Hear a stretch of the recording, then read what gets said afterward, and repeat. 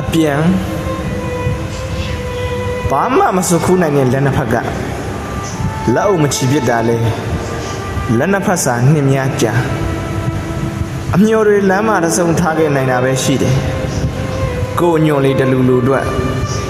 အမေအခက်လက်လေးတွေချိုးချိုးပေးရဒီလောက်တောင်ပဲလားသားရင်ပြန်ခဲ့ပါတဲ့အမေ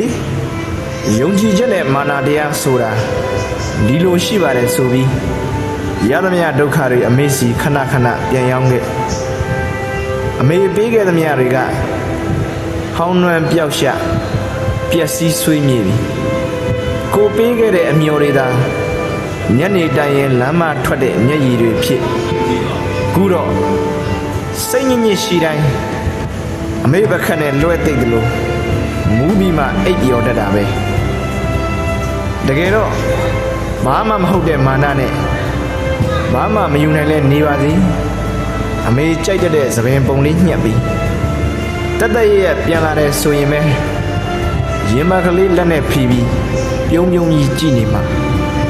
တားသိပါတယ်အမေတစ္ဆာပိုင်ဆိုး